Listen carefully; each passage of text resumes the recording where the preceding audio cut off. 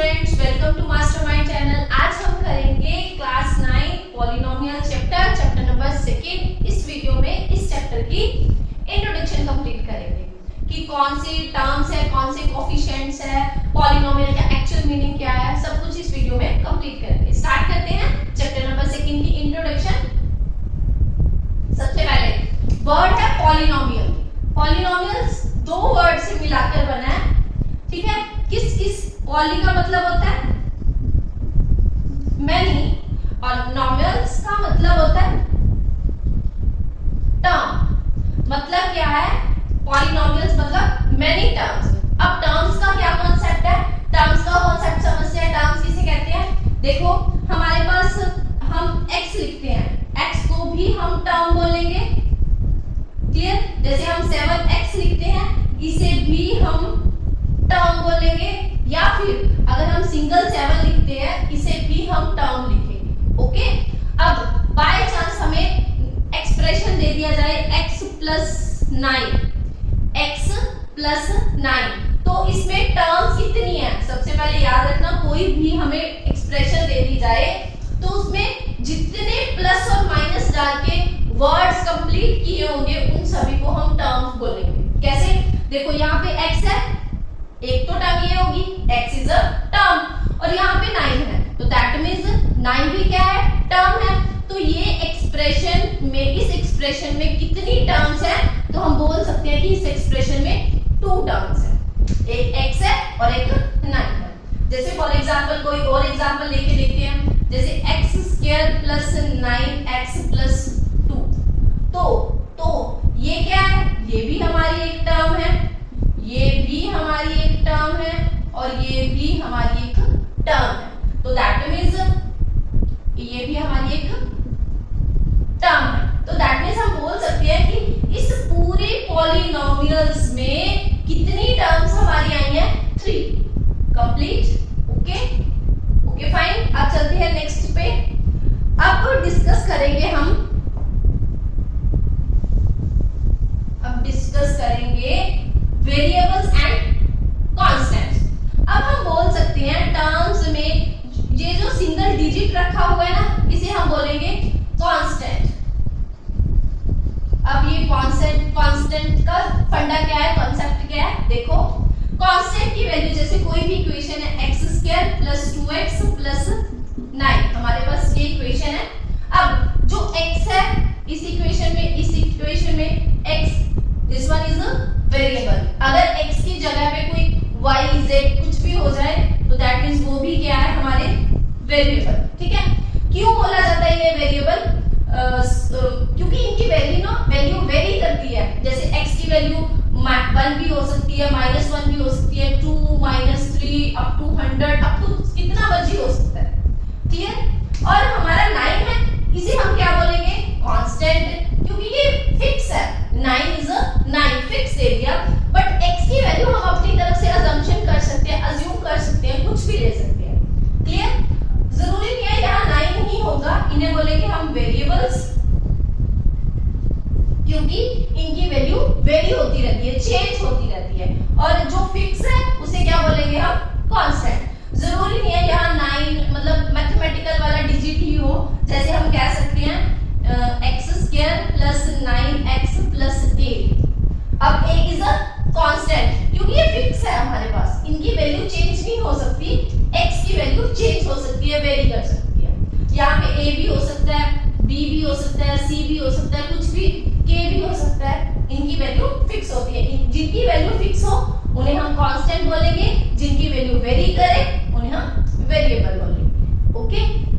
अब चलते हैं नेक्स्ट पर। अभी हमने टर्म्स डिस्कस किया है, सबसे पहले उसका एक थोड़ा सा और समझ लो टर्म्स। अभी हमने बोला x 7x7 सिंगल टर्म है। अब ध्यान से देखना, अब मैंने अभी बोला 7x, ये एक टर्म कंसीडर होगी, है ना। अगर बाय चांस ऐसा कुछ हो x/7 हो, तो ये भी एक टर्म कंसीडर होगी। इसे ऐसे नहीं बोलना, इसे एक ही टर्म बोलेंगे, इसे ऐसे नहीं बोलना कि x एक टर्म है और 7 एक और अलग से टर्म है, दो दो टर्म्स नहीं है, इसे कंबाइंड टर्म बोलेंगे, ये एक सिंगल टर्म है। क्लियर? अब चलते हैं कोफिशिएंट्स पे। टर्म्स वाला क्लियर है, अब चलते हैं कोफिशिएंट्स पे। कोफिशिएंट्स क्या होते हैं? देखो x + 2, हमारे पास क्या है? x + 2। अब हम किसका कोफिशिएंट्स बताना है? 2 is a fix, this one is a constant, and coefficients हमें बोला है कि कोफिशिएंट ऑफ x का कोफिशिएंट बताना है, जो x के आगे लिखी हुई है, चाहे न्यूमेरिकल है, अल्फाबेट है, कुछ भी है, ध्यान से समझना। अब x के आगे कुछ नहीं है तो हम अपनी तरफ से 1 लगा लें, that means coefficient of x कितना बना हमारा? 1। क्लियर? ओके, अब एक और इक्वेशन लेके देखते हैं। सपोज देखो माइनस के x² + 2x + 6। अब ध्यान से, अब उसने बोल रखा है कोफिशिएंट ऑफ x² का बताओ, x² का। देखो x² का कोफिशिएंट बताना है, इसके आगे क्या है? 1 है। अब सॉरी, इसके आगे क्या है? माइनस है, तो अब माइनस तो बता नहीं सकते, इसके आगे हम क्या लिख लें अपनी तरफ से? 1 लिख सकते हैं, तो दैट मींस x² का कोफिशिएंट कितना बना? -1। ये इसीलिए बताया, जरूरी नहीं है कि कोफिशिएंट हमेशा पॉजिटिव में ही होता है, नेगेटिव में भी कंसीडर हो सकता है। क्लियर? अब चलते हैं कोफिशिएंट ऑफ x का। यहाँ x का कोफिशिएंट कितना है? x का अलग आएगा, x² का अलग आएगा। x का कोफिशिएंट कितना है यहाँ पे? 2। क्लियर? ओके, अब चलते हैं नेक्स्ट पे।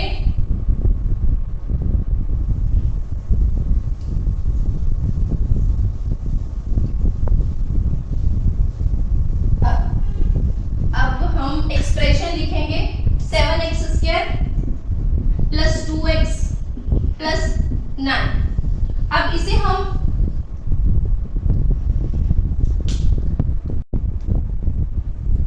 अब चलते हैं नेक्स्ट कॉन्सेप्ट पे। हमने एक पॉलिनोमियल लिखा है x² + x + 9।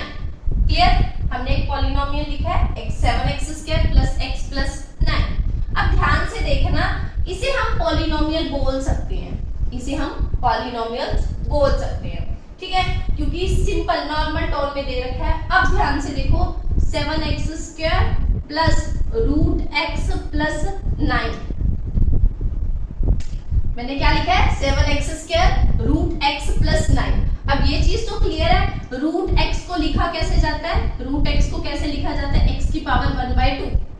ठीक है, अब याद रखना, किसी भी एक्सप्रेशन में, किसी भी पॉलिनोमियल में हमेशा जो वेरिएबल की पावर है ना, वो होल नंबर से स्टार्ट होनी चाहिए। वो किससे स्टार्ट होनी चाहिए? होल नंबर से। अगर वेरिएबल की पावर होल नंबर से स्टार्ट हो रही है तो इसे पॉलिनोमियल बोलेंगे। अदरवाइज, अब देखो ये पॉलिनोमियल होल नंबर से, ये तो फ्रैक्शन में आ गया, ठीक है। होल नंबर कौन से होते हैं? 0, 1, 2 अप टू टर्म्स आ रही है, यानी कि जिसे हम पॉलिनोमियल बोलेंगे उसकी पावर अगर होल नंबर में है तो उसे हम पॉलिनोमियल बोल सकते हैं, है ना। अब इसकी पावर क्या है? फ्रैक्शन में है, तो that means this is not a polynomial. Clear? Polynomial देखो x की पावर है जो फ्रैक्शन में आ रही है, तो अब इसे हम पॉलिनोमियल नहीं बोलेंगे। क्लियर? एक और इसकी एक और एग्जांपल देख लेते हैं, जैसे 7x² + 7/x + 9। ठीक है, अब देखो x² तो ओके है, ये तो समझ आ रहा है, बट यहाँ पर 7 के अपॉन में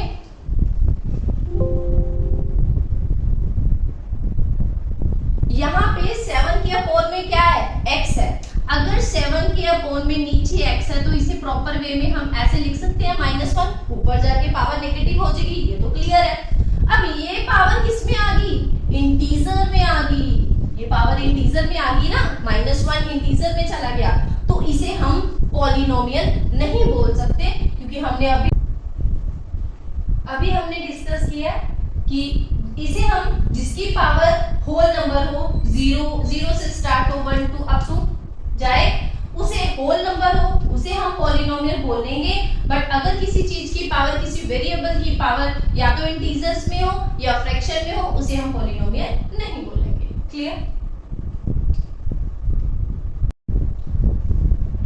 अब करते हैं इंट्रोडक्शन का next concept, polynomial in one variable, जिसमें पॉलिनोमियल में एक पॉलिनोमियल हो जिसमें सिर्फ सिंगल वेरिएबल दे रखा हो। जैसे for example 7x9 plus 8x8 plus 7x6 plus 8x5 plus 4x square plus 9। अब इसमें क्या है, सिंगल वेरिएबल है, वन वेरिएबल की डिस्कशन चल रही है। तो देखो पूरी पॉलिनोमियल में सिर्फ सिंगल वेरिएबल है, x x x x x and constant. Clear? इसे हम बोलेंगे वन वेरिएबल। जरूरी नहीं है कि ये y में ही होना चाहिए, सॉरी x में ही होना चाहिए, y z किसी में भी हो सकता है।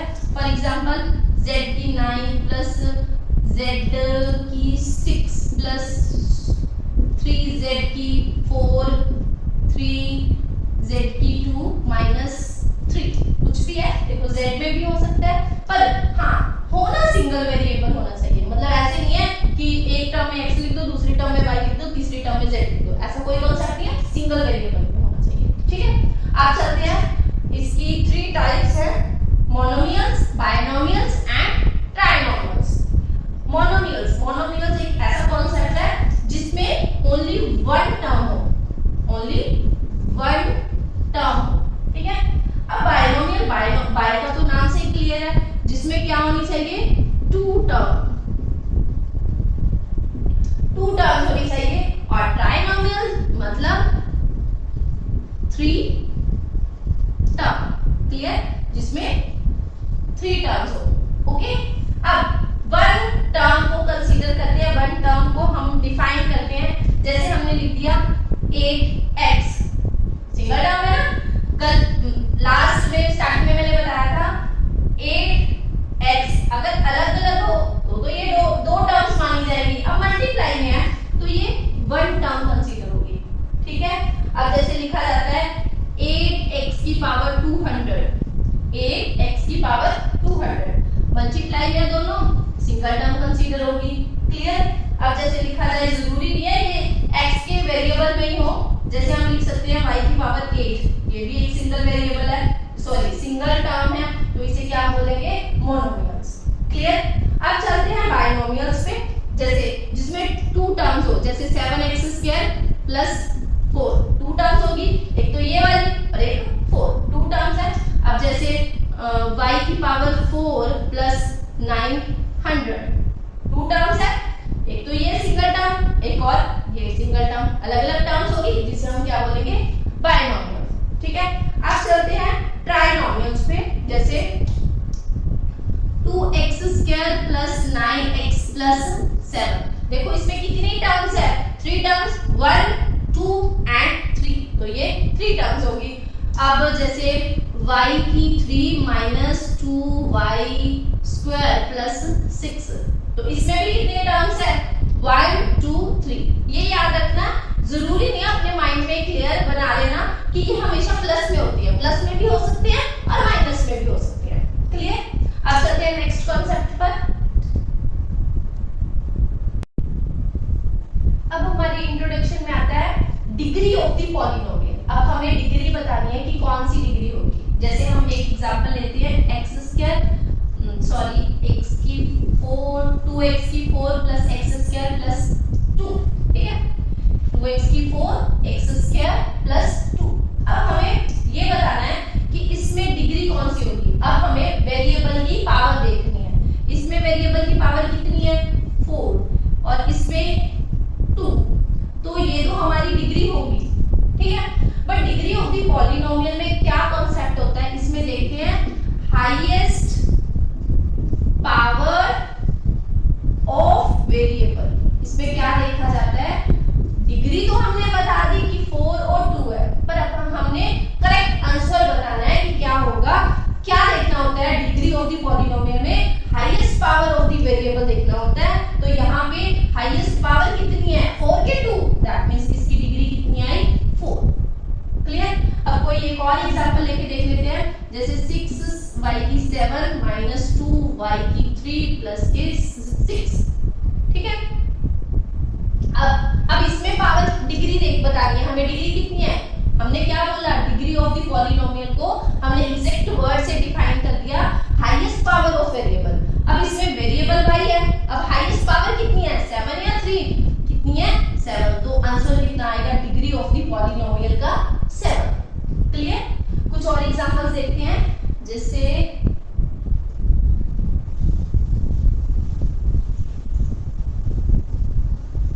देखो कोई भी एग्जांपल 5y की 6 माइनस y की क्यूब प्लस 2, ठीक है। अब इसमें डिग्री बतानी है, हाईएस्ट डिग्री कितनी बनेगी, ये हाईएस्ट पावर कितनी बनेगी 6, भी 6 है, तो आंसर कितना आएगा हमारा 6।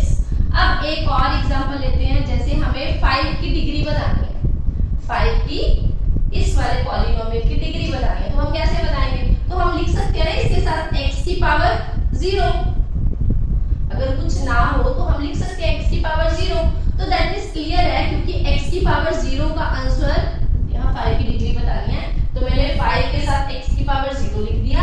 हमें पता है समथिंग की पावर 0 हो तो हमेशा आंसर क्या आता है, 1 आता है, तो दैट मींस टोटल मिला के कितना आ गया 5, तो हम कहाँ पहुंच गए, एग्जैक्ट क्वेश्चन पे पहुंच गए ना। अगर हमें किसी कांस्टेंट की डिग्री पूछी जाए तो हम उसके साथ x की पावर 0 लिख सकते हैं, तो हमारे पास अब डिग्री कितनी आ गई, वेरिएबल की यहाँ डिग्री कितनी है 0। अब इसका कंपैरिजन तो किसी के साथ कर ही नहीं सकते, क्योंकि कोई और वेरिएबल ही नहीं दे रखा, तो हमारी डिग्री, क्योंकि हाईएस्ट पावर इसकी है ही नहीं कोई, तो हम 0 को ही ऑप्ट करेंगे। क्लियर। अब एक और क्वेश्चन देखते हैं, अब हमसे पूछा जाए 0 की डिग्री कितनी है, 0 की डिग्री कितनी है, 0 एक ऐसा डिजिट है जिसकी डिग्री क्या होगी, नॉट डिफाइंड, जिसे कि क्या लिखेंगे कि हम डिफाइन नहीं कर सकते।